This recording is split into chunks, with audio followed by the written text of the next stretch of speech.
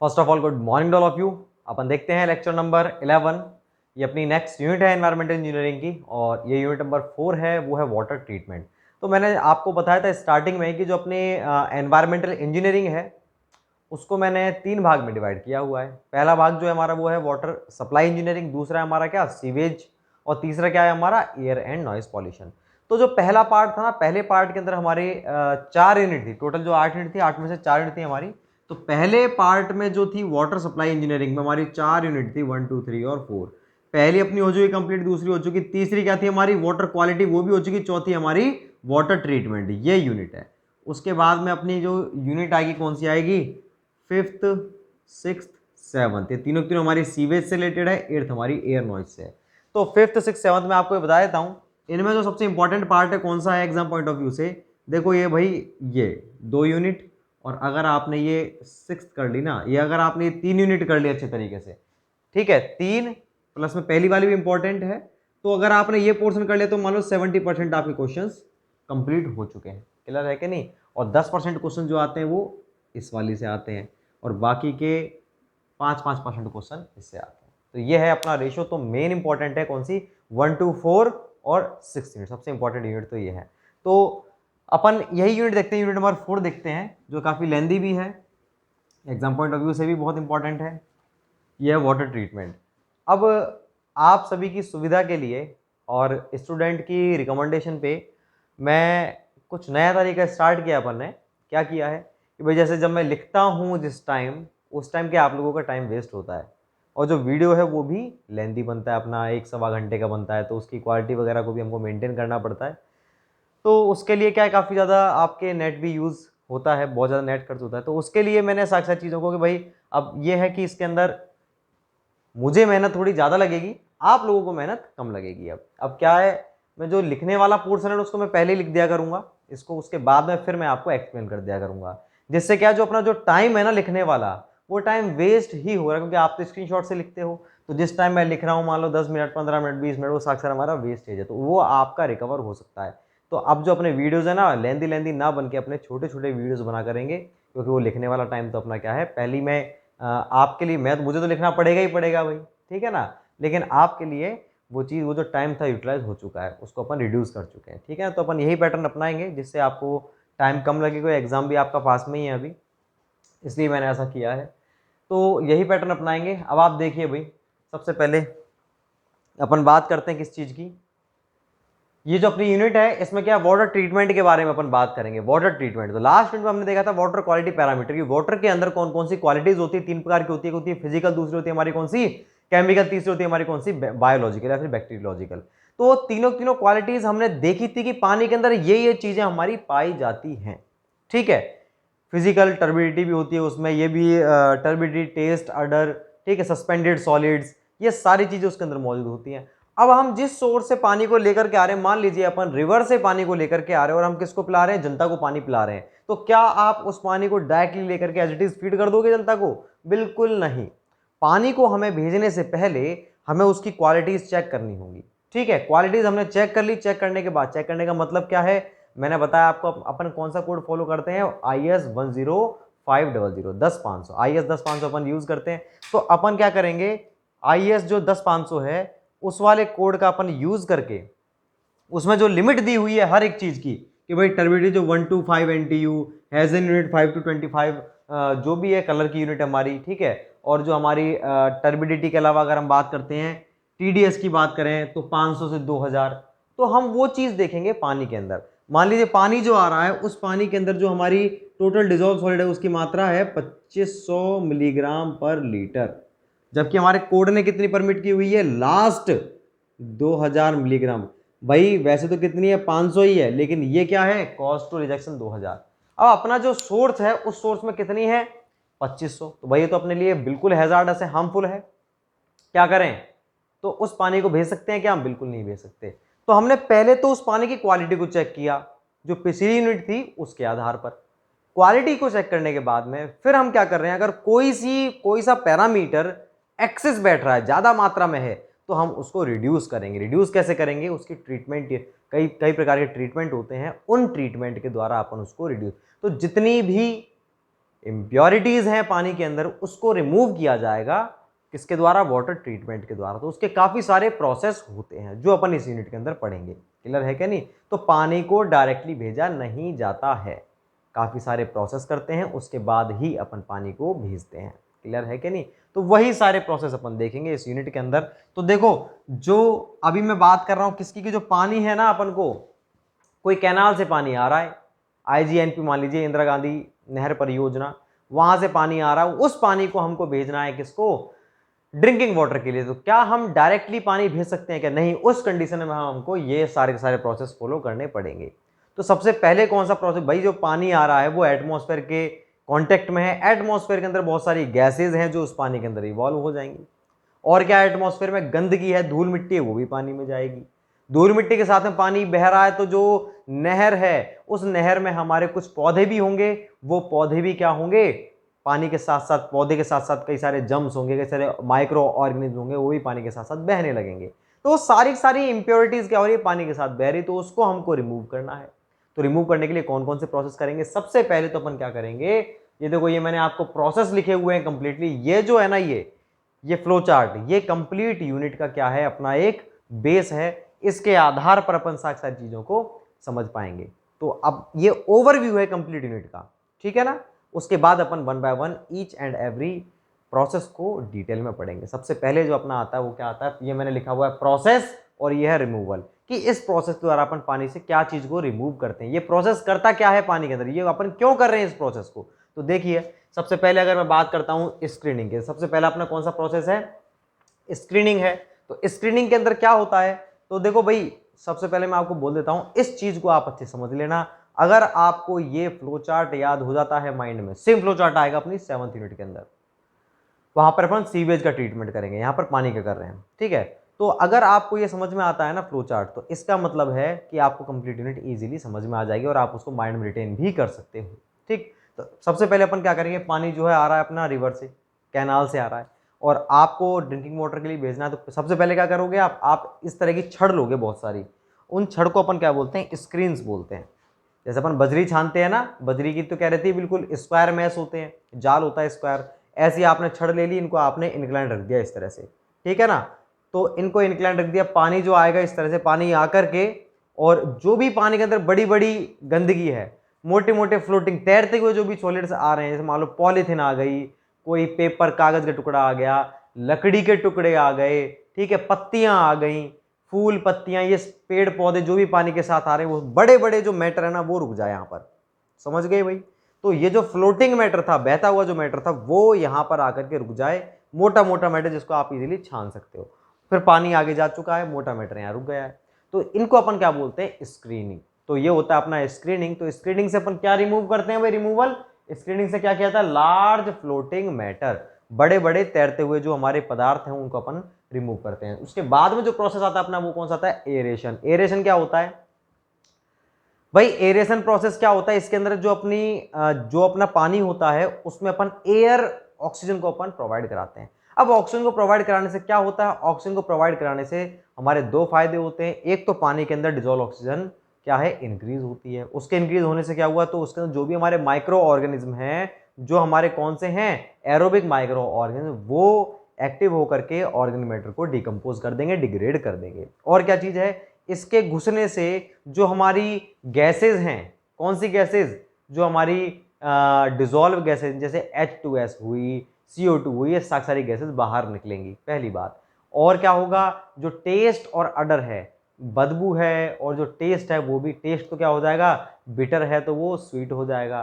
तो ये ऑक्सीजन के मिलने से टेस्ट अडर रिमूव होता है, पहली बात। दूसरी बात क्या होता है, हमारी जो गैसेज है डिजोल्व वो इवॉल्व होती है। तो ये दो तीन चीजें होती है हमारी किस चीज से, एक सेकेंड, तो दो तीन चीजें अपनी किससे होती है हमारी, डिजोल्व गैस से, टेस्ट अडर, ये सारे एरेशन प्रोसेस से। तो भाई एरेशन प्रोसेस तो उसका ऑलरेडी हो ही रहा है। मैं देखो आपको जो बता रहा हूँ वो जनरल चीज बता रहा हूँ कि कोई गंदे पानी को हम पोर्टेबल बनाना चाह रहे हैं, ठीक है। ये जो चीज है, अगर आप माइंड में लेक्चर सर रिवर का, तो हाँ रिवर का ऑलरेडी एरेशन हो रहा है ऑलरेडी, तो अपन नहीं करेंगे, सिंपल सी, उसका तो हो ही रहा है ना। अगर पानी ग्राउंड वाटर, जो हमारे कुएं से हम पानी निकाल रहे हैं, उसको भेजें तो उसका हम एरेशन करेंगे, और जिसका हो रहा है उसका नहीं करेंगे। इस प्रोसेस को अपन स्किप कर देंगे, डायरेक्टली स्क्रीनिंग के बाद में अपन कोagulation कर सकते हैं। अब देखो ये चीज समझो, आप पहले स्क्रीनिंग कर दी, जरूरी नहीं है कि सारे प्रोसेस किए जाएं, पानी को जो ट्रीटमेंट की आवश्यकता है वही दिया जाएगा। सीक्वेंस एक्चुअल में ये होता है, जो नहीं देना उसको वो अपन नहीं करेंगे ट्रीटमेंट। क्लियर है बात? तो सबसे पहले स्क्रीनिंग, फिर एरेशन, एरेशन के बाद में आता है कोगुलेशन। अब क्या है, पानी के अंदर जो है हमारे पार्टिकल्स रुके हुए हैं, कैसे? Suspended solids.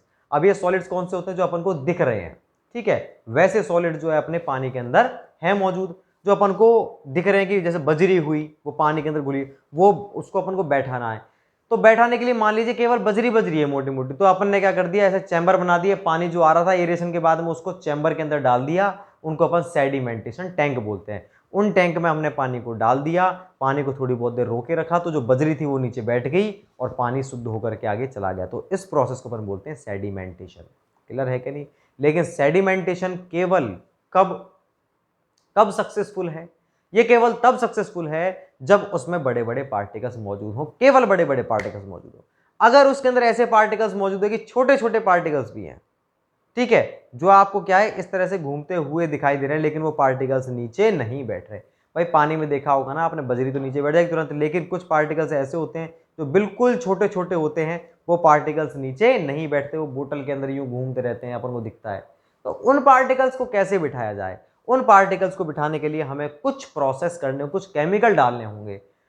अगर हम उन केमिकल को डालेंगे तो वो जो पार्टिकल जो घूम रहा है ना, छोटे पार्टिकल, जितना स्मॉल पार्टिकल होगा उस पार्टिकल के ऊपर चार्ज उतना ही अधिक होगा, ठीक है।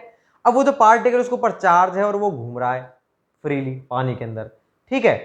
अब हम सबसे पहले तो क्या करें, अब भाई देखो हमारा काम ये है कि छोटे पार्टिकल है ना वो आपस में जुड़ जाएं कैसे ही करके। अगर वो जुड़ जाएंगे तो एक बड़ा पार्टिकल बनेगा, और बड़ा पार्टिकल अगर बन गया तो वो पार्टिकल नीचे बैठ जाएगा। क्लियर है क्या नहीं? तो बड़ा पार्टिकल जैसे ही नीचे बैठ जाएगा तो बस हमारा जो हम चाह रहे थे वो अपना हो जाएगा काम। बड़े पार्टिकल तो ऑलरेडी बैठ रहे थे, लेकिन छोटे पार्टिकल नहीं बैठ रहे थे, तो हमने क्या दिमाग लगाया, छोटी पार्टिकल तब बैठ सकते हैं जब हम सभी छोटे पार्टिकल को जोड़ देंगे तो एक बड़ा बन जाएगा, वो बड़ा बनते ही वेट के कारण नीचे बैठ जाएगा। तो ये जो प्रोसेस था ना, अब उसके लिए हमको क्या क्या करना है, छोटे पार्टिकल आपस में जुड़ जाएं, उसके लिए क्या करें, पहले तो आप उस पर से चार्ज को हटाओ। भाई चार्ज को हटाओगे तभी तो आपस में प्लस और प्लस है, दोनों पार्टिकल में जुड़ जाएंगे क्या? कभी नहीं जुड़ सकता। दोनों पार्टिकल में माइनस माइनस जुड़ जाएंगे क्या? नहीं जुड़ेंगे। तो पहले तो अपन उस पर से चार्ज को हटाएं, चार्ज को न्यूट्रल कर दें अपन, न्यूट्रल करने के बाद में जुड़ सकते हैं, ना प्लस है ना माइनस है, फिर वो जुड़ सकते हैं आपस में, यूं टच हो जाएंगे। क्लियर है क्या नहीं? तो हमारा पहला काम क्या है कि उस पर से चार्ज को हटाएं, चार्ज को हटाने के बाद में फिर हमारा काम क्या है, उनको आपस में पास पास लेके आए। तो चार्ज को हटाने का जो प्रोसेस होता है ना, वो कैसे होता है, कुछ केमिकल को डाल देते हैं अपन, जैसे एलम हुआ, कॉपर एस हुआ, क्लोरिनेटेड कॉपर एस हुआ, सोडियम एल्यूमिनेट हुआ, ये 3-4 प्रकार के अपने होते हैं, इनको अपन डाल देंगे पानी के अंदर। पानी में डालने से ये क्या करते हैं, उस पर से चार्ज को हटा देते हैं। जैसे ही पार्टिकल पे से चार्ज हट चुका है तो अब पार्टिकल पास आने के लिए अवेलेबल है। क्लियर है कि नहीं? उस प्रोसेस को, जिस प्रोसेस में हमने पार्टिकल पे से चार्ज को हटाया है, उसे अपन क्या बोलते हैं, कोगुलेशन, ठीक है, उसे बोलेंगे कोगुलेशन। तो कोगुलेशन क्या प्रोसेस है, neutralisation of particles charge, particle के चार्ज पर से पार्टिकल चार्ज को हटाना है, पार्टिकल चार्ज को न्यूट्रल करना, ये होता है कोगुलेशन। और कोगुलेशन चार्ज हटा दिया, पास पास लेकर के आएंगे, एग्लोमरेशन करेंगे अपन, उसको अपन क्या बोलेंगे, फ्लॉकुलेशन, फ्लॉक्स बनाना, फ्लॉक्स का मतलब गुच्छे बनाना, ठीक है। तो नेक्स्ट प्रोसेस क्या होता है अपना, फ्लॉकुलेशन। ये क्या होता है, फॉर्मेशन ऑफ लार्ज पार्टिकल। तो छोटे छोटे पार्टिकल थे, उनसे हमने क्या कर दिया, लार्ज पार्टिकल बना दिया, उसको अपन क्या बोलेंगे, फ्लॉकुलेशन। तो कोगुलेशन क्लियर है भाई, फ्लॉकुलेशन क्लियर है। इसके बाद में क्या होता है, अब वो लार्ज पार्टिकल बन गए तो उन सभी पार्टिकल को अपन नीचे बिठा देंगे, कौन से टैंक में, सेडिमेंटेशन टैंक में। सेडिमेंटेशन का मतलब क्या होता है, नीचे तलछट में बैठ जाना, तल के अंदर बॉटम में बैठ जाना, वो कहलाता है सेडिमेंटेशन। तो आपने क्या किया, screening, aeration, coagulation, flocculation, sedimentation. तो सेडिमेंटेशन से जो हमारे सस्पेंडेड पार्टिकल्स थे वो सारे रिमूव हो चुके हैं, सारे सस्पेंडेड पार्टिकल्स बैठ चुके हैं। अब देखो भाई, डिपेंड करता है पानी की क्वालिटी पे। अब हो सकता है कि आप चाहो तो आप केवल क्या कर रहे हो, स्क्रीनिंग कर रहे हो, एरेशन कर रहे हो, और स्क्रीनिंग एरेशन के बाद में आपने डायरेक्टली कोगुलेशन फ्लॉकुलेशन ना करके सेडिमेंटेशन कर दिया। भाई ऐसा भी हो सकता है। ऐसा कब होगा, ऐसा तब होगा जब पानी के अंदर बड़े पार्टिकल्स मौजूद नहीं है, कि सॉरी छोटे पार्टिकल्स मौजूद नहीं है, केवल बड़े बड़े पार्टिकल्स मौजूद है। तो आपको मालूम है मैं इतना खर्चा क्यों करूं, मैं डायरेक्टली एरेशन के बाद में क्या कर सकता हूं, सेडिमेंटेशन। इसके बाद में मैं डायरेक्टली क्या कर सकता हूं, सेडिमेंट। अगर आप इसके बाद में सेडिमेंटेशन कर रहे हो, इन दोनों प्रोसेस को यूज नहीं कर रहे, तो अपन उसको क्या बोलते हैं, प्लेन सेडिमेंटेशन। तो भाई ये चीज आप जरूर लिख लेना कि एरेशन के बाद में डायरेक्टली आप सेडिमेंटेशन कर रहे हो, इन दोनों को स्किप करके, इन दोनों को छोड़ करके, तो उसको अपन क्या बोलेंगे, प्लेन सेडिमेंटेशन। क्लियर है क्या नहीं? तो ये था अपना प्लेन सेडिमेंटेशन। और अगर आप ये प्रोसेस कंप्लीट फॉलो कर रहे हो, aeration, sorry screening, aeration, coagulation, flocculation, sedimentation, तो इस वाले सेडिमेंटेशन को प्लेन नहीं बोलेंगे, इसको अपन क्या बोलेंगे, सेडिमेंटेशन विद कोगुलेशन। कोगुलेशन के साथ में हो रहा है सेडिमेंटेशन, मतलब अपन केमिकल को डाल रहे हैं, जिन केमिकल को डाला जाता है उसको अपन कोगुलेंट बोलते हैं। ठीक है ना? तो ये वाली चीज आपको क्लियर है कि नहीं? तो अपन क्या क्या पढ़ चुके हैं, देखो भाई प्रोसेस ये ऐसे ही आपको सीक्वेंस में याद रखना है, मैं आपको 20 बार बताऊंगा जिससे आपके माइंड में चीजें सेट हो जाएं। सबसे पहले अपन क्या करेंगे इसके अंदर, सबसे पहले अपन करेंगे इसके अंदर क्या है, स्क्रीनिंग, उसके बाद एरेशन, एरेशन के बाद कोगुलेशन, फ्लोकुलेशन, सेडिमेंटेशन। ठीक है? हो सकता है पानी हमारे नहर का आ रहा है, साफ पानी आ रहा है, एरेशन की जरूरत ना पड़े, हो सकता है उस पानी में बड़े बड़े पार्टिकल, छोटे पार्टिकल नहीं है, तो कोगुलेशन फ्लोकुलेशन की भी आवश्यकता नहीं होगी। तो अपन डायरेक्टली क्या करेंगे, स्क्रीनिंग, और स्क्रीनिंग के बाद क्या करेंगे, प्लेन सेडिमेंटेशन, क्योंकि भाई बाकी चीज तो अपन यूज नहीं कर रहे, तो उस सेडिमेंटेशन को क्या बोलेंगे, प्लेन सेडिमेंटेशन। और अगर आप इन दोनों का यूज कर रहे हो, कोगुलेशन फ्लोकुलेशन का, तो क्या कहलाएगा अपना, सेडिमेंटेशन विद कोगुलेशन। तो ये अपनी चीज हो गई। अपन नेक्स्ट देखते हैं इसके आगे, सेडिमेंटेशन के बाद में। तो सेडिमेंटेशन में क्या रिमूव होता है भाई, सस्पेंडेड सॉलिड्स रिमूव होते हैं। उसके बाद में बात आती है अपने किसकी, फिल्ट्रेशन की। तो अभी भी क्या है, कुछ पार्टिकल्स हमारे, छोटे छोटे पार्टिकल हमारे रिमूव हो चुके थे, लेकिन बहुत फाइन पार्टिकल्स थे, वो रिमूव नहीं हो पाए किसी भी केस से। भाई छोटे छोटे पार्टिकल न्यूट्रल कर दिया आपने कोगुलेंट मिला करके, वो आराम से जुड़ गए, लेकिन उनमें से ही कुछ पार्टिकल ऐसे जो घूमते ही रह गए, वो अपने सेडिमेंटेशन उनका नहीं हो पाया। तो उसके लिए क्या करें अपन, और भी काफी सारी इंप्योरिटीज बच गई अभी तो पानी के अंदर। अभी तो कुछ अपन को ऑर्गेनिक मैटर भी होगा, छोटा छोटा सा ऑर्गेनिक मैटर है, डिजोल्व सॉल्ट्स हैं। डिजोल्व सॉल्ट्स का मतलब जो घुले हुए हैं, वो तो रिमूव हो ही नहीं सके थे अभी तक। घुले हुए कैसे रिमूव हुए, NaCl है, वो कैसे रिमूव, तो हुआ ही नहीं अभी रिमूव।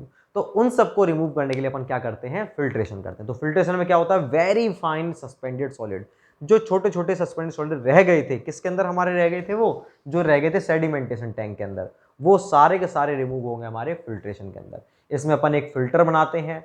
ठीक है? 2 प्रकार के होते हैं हमारे, रैपिड सैंड फिल्टर और स्लो सैंड फिल्टर। वैसे तो 3 प्रकार के होते हैं, प्रेशर फिल्टर भी होता है, ग्रेविटी फिल्टर होता है, वो हम देखेंगे फर्दर पूरा डिवाइड। तो फिल्टर बनाएंगे कुल मिलाकर के, और उस फिल्टर के ऊपर से अपन पानी को डालेंगे। कौन से पानी को, जो सेडिमेंटेशन के बाद में आ रहा है।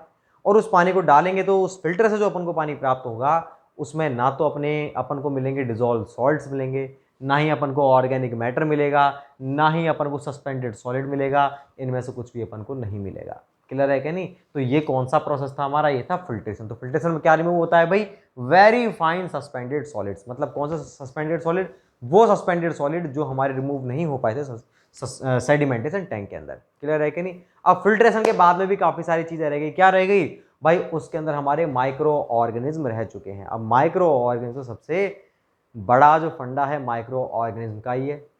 देखो भाई, पानी के अंदर हम बाकी सारी चीजें परमिट कर सकते हैं, लेकिन अगर मैं आपसे कहूं कि भाई आप कितने कीड़े मकोड़े खा सकते हो, तो वो हम परमिट नहीं करेंगे।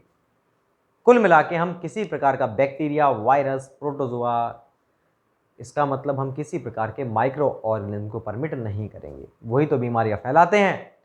पैथोजेनिक, नॉन पैथोजेनिक 2 प्रकार के होते हैं। तो उसको रिमूव करने के लिए अपन क्या यूज करेंगे, डिसइंफेक्शन। कौन सा प्रोसेस, डिसइंफेक्शन। ठीक है? इन्फेक्शन को हटाना, डिसइंफेक्शन, इन्फेक्शन को रिमूव करना। तो इस प्रोसेस के अंदर अपन जितने भी माइक्रो ऑर्गेनिज्म होते हैं पैथोजेनिक, उसको अपन रिमूव करते हैं। कैसे करते हैं, क्लोरीनेशन के द्वारा, क्लोरीन डाल के, ओजोनेशन के द्वारा, ओजोन डाल करके। जो भी केमिकल्स अपने माइक्रो ऑर्गेनिज्म के लिए हार्मफुल होते हैं, उन केमिकल का यूज करेंगे और इनको अपन रिमूव करेंगे। क्लियर है कि नहीं? वो जो कंप्लीट प्रोसेस उसको अपन क्या बोलते हैं, डिसइंफेक्शन। और ये जो प्रोसेस होता है ना, ये होता है कंपलसरी या मैंडेटरी। मतलब आप इनमें से कोई सा प्रोसेस यूज मत करो।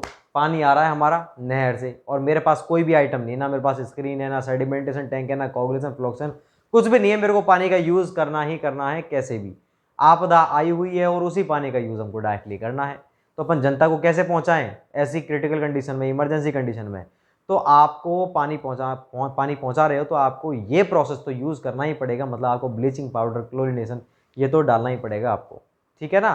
क्योंकि आपको डिसइंफेक्शन तो आपको करना ही पड़ेगा। हर चीज़ अपन परमिट कर सकते हैं, धूल मिट्टी सब कुछ परमिट कर सकते हैं, लेकिन माइक्रो ऑर्गेनिज्म परमिट नहीं कर सकते।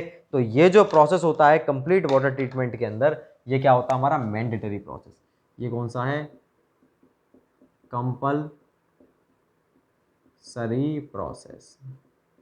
ठीक है भाई, तो ये अपना प्रोसेस था और बेसिकली अपन केवल यहीं तक बात करते हैं। कहाँ तक बात करते हैं अपन, डिसइंफेक्शन तक। लेकिन क्या होता है कि कुछ और भी इम्प्योरिटीज होती है। भाई हमने तो बहुत सारी इम्प्योरिटीज पढ़ी थी पानी के अंदर, पिछली यूनिट के अंदर केमिकल भी पढ़ी थी, तो केमिकल वाली तो अभी तक रिमूव हुई नहीं। जैसे हार्डनेस थी, क्लोराइड हुआ, फ्लोराइड हुआ, वो भी हमारे पानी के अंदर मौजूद होंगे। तो उन सब चीज़ों को अपन कैसे रिमूव करें? अगर पानी के अंदर वो चीज़ मौजूद है तभी तो ये वाले प्रोसेस का यूज़ करेंगे, अदरवाइज नहीं करेंगे। तो उसके बाद में आता है हमारा अदर ट्रीटमेंट्स। अगर पानी के अंदर हमारी हार्डनेस है तो हम उसको रिमूव करेंगे सॉफ्टनेस के द्वारा। ठीक है, उसके लिए अपन सॉफ्टनेस प्रोसेस यूज करेंगे। तो अदर ट्रीटमेंट में किसको रिमूव किया जाता है, हार्डनेस को। हार्डनेस को कैसे रिमूव करते हैं, कई सारे मेथड होते हैं, सारे देखेंगे अपन। फ्लोराइड को भी अपन रिमूव करते हैं, ठीक है, क्लोरीन को भी रिमूव करते हैं। भाई कई बार क्या होता है क्लोरीन ज़्यादा चली जाती है पानी के अंदर, तो उसको भी रिमूव किया जाता है, वो बिटर टेस्ट देने लगती है। कैसे करेंगे, डीक्लोरिनेशन के द्वारा, वो अपन देखेंगे कि कैसे किया जाता है। आयरन मौजूद है तो उसको भी रिमूव किया जाता है, मैंगनीज को भी रिमूव किया जाता है, टेस्ट अडर को भी रिमूव किया जाता है। तो इन सभी चीज़ों को अपन रिमूव करते हैं अदर ट्रीटमेंट के अंदर। जो चीज़ मौजूद है बस उसी ट्रीटमेंट का यूज़ करेंगे, अदरवाइज ट्रीटमेंट का अपन यूज़ नहीं करेंगे। तो ये अपनी जो कंप्लीट थ्योरी थी ना भाई, ये किस चीज़ की थी, ये कंप्लीट थीम थी हमारे इस यूनिट की, यूनिट नंबर 4 की। तो इसके अंदर सारे प्रोसेस हैं जो मैंने इंडिविजुअल आपको बता दिए हैं, screening, aeration, coagulation, flocculation, sedimentation, उसके बाद फिल्ट्रेशन और डिसइंफेक्शन और अदर प्रोसेस। इन सभी प्रोसेस को अपन इंडिविजुअल पढ़ेंगे डिटेल के अंदर। तो ये फ्लो चार्ट इंपॉर्टेंट है। अब देखो भाई, तरीका अपना यही रहेगा जिससे आपका भी टाइम बचेगा।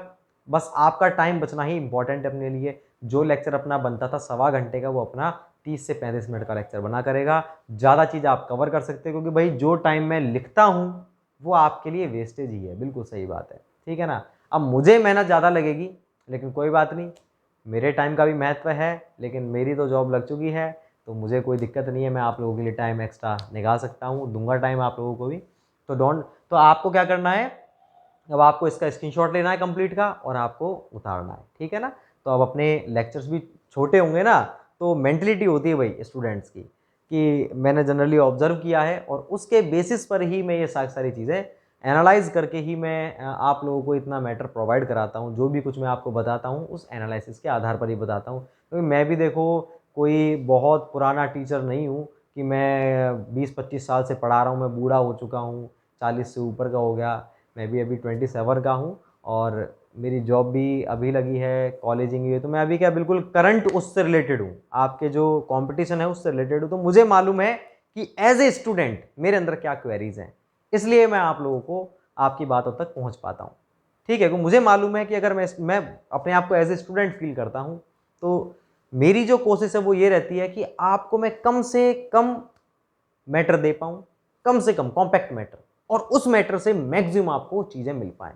अदरवाइज बहुत सारी कोचिंगें हैं, बहुत सारे टीचर्स हैं, वही बुक्स होती हैं, उन्हीं बुक्स से पढ़ाते हैं।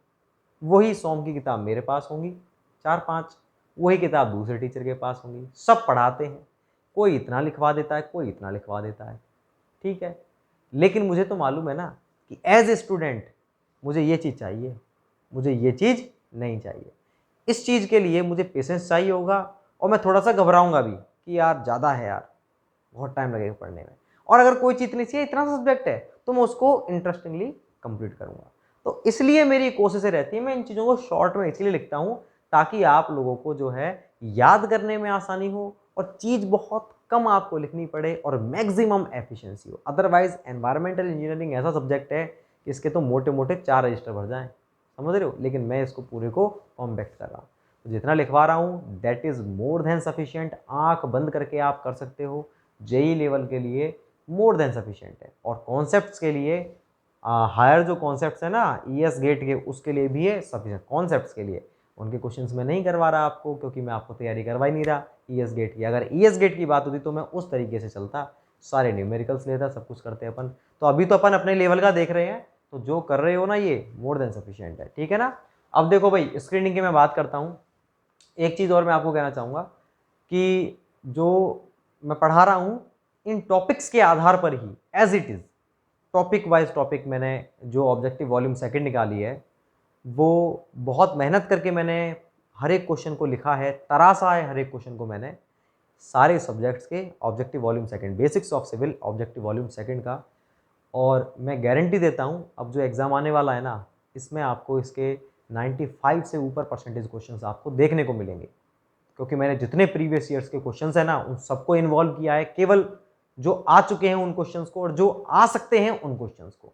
तो मैंने खुद ने ही हर एक क्वेश्चन को डेवलप किया है बहुत अच्छे अच्छे, और हर एक सीक्वेंस में आपने ये टॉपिक पढ़ लिया तो इस टॉपिक के मिलेंगे आपको 4 क्वेश्चन लगातार।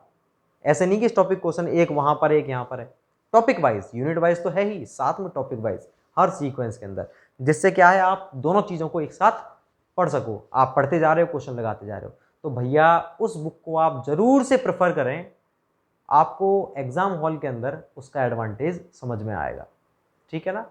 तो और एक चीज़ और कहूँगा मैं आपसे, वो किताब भी इतनी सी आप देखना, मैं चाहता तो लिख सकता था पब्लिसिटी के लिए, हर चीज़ के लिए 5000 प्लस क्वेश्चंस, 10,000 प्लस क्वेश्चंस, लेकिन कोई मतलब नहीं है, रुपए तो सब लोग कमाते हैं भाई। एक चीज़ ये रहती है कि बच्चे भी उस चीज़ को याद रखें कि यार कुछ आइटम बनाया है ऐसा। तो मेरा बस इतना सा उद्देश्य है कि आप लोगों का फ़ायदा ज़्यादा से ज़्यादा हो। तो उस किताब के ना तो कोई प्राइजेज़ हैं इतने ज़्यादा, ना ही बुक ऐसी है। अगर आप उसको पढ़ोगे ना तो आपको खुद कंपैरिजन फ़ील कर पाओगे कि यार ये सारी किताबें तो एक तरफ हैं, ये वाली बुक एक तरफ है। और लिटरली आपको करने की ज़रूरत ही नहीं पड़ेगी, क्योंकि मैंने रिपीटेड क्वेश्चंस डाले ही नहीं, एक सिंगल क्वेश्चन नहीं डाला कि एक क्वेश्चन के आधार पे 4 क्वेश्चन बना दिए और क्वेश्चन 10,000 ठोक दिए, अननेसेसरी क्वेश्चन डाल दिए, बिल्कुल नहीं। आपके लिए जो क्वेश्चंस डाले हैं वो सफिशिएंट है, उसके अलावा कुछ भी नहीं आएगा। सारे टाइप्स मैंने डाल रखे हैं, उनके आधार पर क्वेश्चंस बनते हैं, ठीक है ना। उसको आप ज़रूर से करें, एनवायरमेंट हाईवे दोनों क्वेश्चन 1-2 बार लगा लें आप, तो आप एग्जाम हॉल के अंदर उसका फ़ायदा देखेंगे ज़रूर से। अब अपन देखते हैं, देखो भाई इसके अंदर पहला तो मैं आपको बता देता हूँ, अभी दूसरा वाला भी डिस्कस करेंगे, स्क्रीनिंग। तो स्क्रीनिंग क्या है, इस प्रोसेस में स्क्रीन की सहायता से लार्ज फ्लोटिंग मैटर को रिमूव किया। मैंने आपको बताया था स्क्रीन क्या होती है, बार छड़ होती हैं, उसको अपन रख देते हैं कैसे, इस पानी इधर से आ रहा है तो हम ऐसे इंक्लाइन रखते हैं, कितनी डिग्री पर, 45 डिग्री से 60 डिग्री पर। जनरली 45 डिग्री पर ही रखा जाता है, जिससे कि उसका सरफेस एरिया ज़्यादा हो जाता है, पानी ज़्यादा वो रोक पाती है, ठीक है। पानी में जो फ्लोटिंग मैटर है उसको ज़्यादा वो रोक पाते हैं। तो अपनी जो स्क्रीन होती है इसका यूज क्या होता है, कौन से मैटर को रोकती है, लीफ, पत्तियां हुई, वुड पीस हुए, लकड़ी के टुकड़े, पेपर के और अदर मैटर्स के जो टुकड़े हैं उन सबको रोकती है। स्क्रीन अपनी 2 प्रकार की होती है, कोर्स स्क्रीन और एक फाइन स्क्रीन। कोर्स स्क्रीन में जो अपने बार का साइज लेते हैं अपन 10 से 25 mm लेते हैं, और स्पेसिंग कितनी होती है अपनी 20 से 100 mm centre to centre. Inclination कितना होता है, कितने डिग्री पर जो होती है, 45 डिग्री से 60 डिग्री पर। अगर मैं फाइन स्क्रीन की बात करता हूं तो ये होती है जैसे अपनी बजरी छानने का छलना होता है ना, बिल्कुल वैसी होती है। उसी छलने को अगर आप टेढ़ा रख दोगे तो वही अपनी फाइन स्क्रीन कहलाएगी। इसमें जो मैस का साइज होता है, जाल का जो साइज होता है, छोटे छोटे छेद होते हैं, 1 सेंटीमीटर बाय 1 सेंटीमीटर के होते हैं, मतलब 10 mm बाय 10 mm के। तो ये अपनी स्क्रीन होती है। अब दूसरा प्रोसेस क्या है अपना, एरेशन, वो भी मैं लिखता हूं अभी, तो आप पहले आप इसको कंप्लीट को उतार लें, स्क्रीनशॉट उतार लें।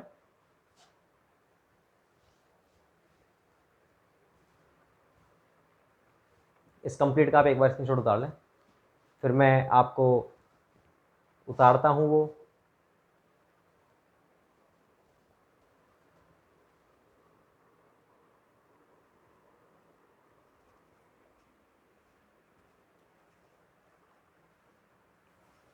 तो भाई अपना ये देखिए एरेशन सेकंड तो मैंने लिख दिया ये कंप्लीट एरेशन के बारे में। तो एरेशन क्या होता है अपना, इस प्रोसेस के अंदर, इस मेथड में पानी को, इस मेथड नहीं लिखेंगे, इसको प्रोसेस लिखेंगे, सॉरी। इस प्रोसेस में वाटर ट्रीटमेंट का प्रोसेस है ना भाई, इस प्रोसेस में पानी को एयर के कांटेक्ट में लाया जाता है, जिससे पानी में घुली गैसेस, कौन कौन सी गैसेस, जनरली H2S मतलब hydrogen sulphide, CO2 carbon dioxide, CH4 methane, ठीक है ना, ये गैसेस होती है अपनी, रिमूव हो जाती है, साथ ही टेस्ट में ऑर्डर भी रिमूव हो जाती है। कैसे रिमूव होगा, एयर के कांटेक्ट में आप लेकर के आए, एयर उसके अंदर इवॉल्व हुई, उसमें जो भी प्रकार के हमारे ऑर्गेनिक मैटर था जिसके कारण ये गैसेज अपनी उत्पन्न हो रही थी, वो कंप्लीटली क्या हुआ है, क्या हो जाएगा, डीकम्पोज हो जाएगा, डीऑक्सीडाइज्ड हो जाएगा, उसके कारण डिग्रेड हो जाएगा, उसके कारण वो सारी गैसेज हमारी रिमूव हो जाएंगी। टेस्ट ऑर्डर भी कुछ एक्सटेंट तक रिमूव हो जाता है। लेकिन अगर पानी आ रहा है आपका, पानी के अंदर वेस्ट मौजूद है, कौन सा, इंडस्ट्रियल वेस्ट, तो उस टेस्ट और ऑर्डर को अपन रिमूव नहीं कर सकते सिंपल एरेशन के द्वारा, उसके लिए आपको और चीज़ें यूज़ करनी पड़ेगी। इसके द्वारा आयरन मैंगनीज भी कुछ हद तक हट जाता है। कैसे हट जाता है? ऑक्सीजन अगर मिली तो आयरन जो होता है ना FeOH का होल थ्राइज बना लेगा, फेरिक हाइड्रोक्साइड बना लेगा। मैंगनीज भी क्या बना लेगा? मैंगनीज हाइड्रोक्साइड बना लेगा। वो क्या है? प्रेसिपिटेट बन जाते हैं और नीचे बैठ जाएंगे, पत्थर की तरह बन जाएंगे, नीचे बैठ जाएंगे। ऐसे समझना है, वो पत्थर बनते नहीं है। कहने का मतलब क्या है? जैसे ही आयरन को ऑक्सीजन मिल गई ना, FeOH का होल थ्राइज बन जाएगा। जंग नहीं लग जाती है क्या, ऊपर खुरदरा खुरदरा सा आता है, इस तरह का प्रोडक्ट बनता है और वो नीचे भारी होने के कारण बैठ जाता है, जिसको अपन ट्यूबरकुलेशन कहते हैं। ठीक है ना? तो वो भी कुछ हद तक रिमूव हो जाती है। कौन कौन से मेथड होते हैं भाई, लिखा है मैंने।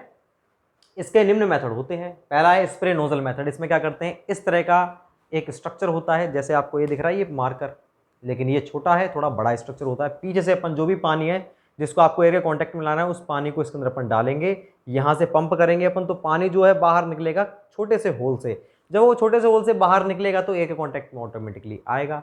जब वो पानी एयर के कॉन्टैक्ट में आएगा तो क्या होगा, बस यही करना था हमको, एयर के कॉन्टैक्ट में लाना है, तो उसके अंदर ऑक्सीजन मिल जाएगी, बाकी गैसेज रिमूव हो जाएंगी, टेस्ट अडर भी रिमूव हो जाएगी। ये था हमारा स्प्रे नोजल मेथड। सबसे ज़्यादा इफेक्टिव मेथड इन चारों में से यही होता है। क्यों? क्योंकि पानी का एक एक पार्टिकल जो है एयर के कांटेक्ट में आ रहा है, लेकिन ये बहुत ज़्यादा कॉस्टली होता है, इसलिए अपन इसका यूज़ कर ही नहीं सकते। इन चार, दूसरा कौन सा अपना, कास्केड एरेटर मेथड। जनरली ये एरेटर होते हैं। कास्केड्स कुछ नहीं, आपने देखे होंगे कई झरने होते हैं तो पानी ऊपर से यूं स्टेप्स के रूप में नीचे गिरता है, तो हमने जैसे ही वो स्टेप्स के रूप में नीचे गिरेगा तो एयर के कांटेक्ट में आएगा। तो हमने यही दिमाग लगाया कि हम कुछ ऐसा स्ट्रक्चर बनाते हैं कि पानी जो है उसमें इस तरह से स्टेप्स के रूप में निकले। जैसे बचपन में हम ड्राइंग नहीं बनाते थे क्या, झंडे की, तो झंडे की आप ड्राइंग बनाते थे, झंडा बीच में और आप दोनों तरफ स्टेप्स दिखाते थे ऐसे। तो वो स्टेप होती क्या एक्चुअल में, सर्कुलरी तो होती है, गोल गोल। ठीक, आपने देखी होगी। एक अपन क्या है, प्लेटफॉर्म बनाते हैं, ऐसी एक स्टेप थी, उसके ऊपर उससे छोटे डायमीटर की, फिर कम की, फिर कम की, उसके बीच में अपन इस तरह से अपने फ्लैग को होस्ट करते, अपन झंडे को क्या है, गाड़ देते थे। तो वो जो पाइप था ना झंडे वाला, बस वही मानिए, वहां से पानी नीचे से पंप होकर के पानी आ रहा है, देखो ये रहा, पंप होकर के पानी आ रहा है, ये ऊपर जा रहा है, ऊपर से ये स्टेप्स के द्वारा नीचे उतरेगा। उतरेगा तो ये किसके कॉन्टैक्ट में आएगा, एयर के कॉन्टैक्ट में। इसी को अपन बोलते हैं कास्केड एरेटर। सबसे सिंपल होता है, इसीलिए इसका सबसे ज़्यादा यूज़ किया जाता है, ये चीपेस्ट भी होता है। तो वाइडली यूज्ड मेथड, अगर आपसे पूछे कि सबसे ज़्यादा कौन सा यूज़ किया जाता है, कास्केड एरेटर। क्यों? क्योंकि सबसे ज़्यादा सिंपल होता है, इट इज़ सिंपलेस्ट मेथड। तीसरा होता है हमारा कौन सा, ट्रे टावर मेथड। ये भी कॉस्टली होता है। क्या होता है, इसके अंदर छलने होते हैं, अपने छलने, बजरी छानने वाले कुछ इस तरह के, अपन कई सारे ट्रेज को लगा देते हैं, 1 2 3 4, 4 ट्रे लगा दी, 5 लगा दी, 6 लगा दी। पानी को पंप करके ऊपर वाली ट्रे से अपन छोड़ते हैं ऐसे, ये पानी छूट रहा है ऊपर से। तो वो जो पानी आया था ना, ये पानी, ये क्या है, इस वाली ट्रे पर गया, इस ट्रे से क्या है, यूं बिखरा पानी, बिखर के फिर नीचे वाली पर गया, फिर बिखरा, फिर नीचे वाली पर गया, फिर वो आउटलेट पॉइंट से निकल गया। तो देखो पानी कई बार हमारा जो है एयर के कांटेक्ट में आया है। ठीक है, ये कौन सा मेथड था हमारा, ट्रे टावर मेथड। टावर बनाते हैं किसका, ट्रेस का, जिस पर से पानी को हम मूव करवाते हैं। लास्ट आता है हमारा डिफ्यूज्ड एयर मेथड। इस मेथड में क्या करते हैं, एयर का एक पाइप था, ये क्या है हमारा, एयर इनलेट। ठीक, एयर को आपने इसमें डाल दिया, उस पाइप को आपने नीचे नीचे छोड़ रखा बॉटम में। अब इस पाइप में क्या है, केवल एयर भेज रहे हो, पानी भरा हुआ है ऑलरेडी। एयर को भेजोगे तो एयर को आप डायरेक्टली पानी के अंदर, इन तीनों में तो क्या कर रहे थे, पानी को एयर के कांटेक्ट में ला रहे थे, इसमें एयर को पानी के अंदर डाल दिया तो एयर ऑटोमेटिकली पानी के कांटेक्ट में आ चुकी है। ये कौन सा मेथड हमारा, डिफ्यूज्ड एयर मेथड। एयर को आपने डिफ्यूज कर दिया, उसके अंदर आपने घोल दिया। तो ये जो सारे मेथड थे हमारे, ये कौन से थे, एरेशन के थे। तो ये जो अपना सेकंड प्रोसेस था किस चीज़ का, वाटर ट्रीटमेंट का, दैट इज एरेशन, वो भी अपना कंप्लीट हो चुका है। अब अपन कौन सा देखेंगे इसके बाद में, एरेशन के बाद में तीसरा जो है हमारा वो है कोगुलेशन, उसको देखेंगे अपन नेक्स्ट लेक्चर के अंदर। ठीक है ना।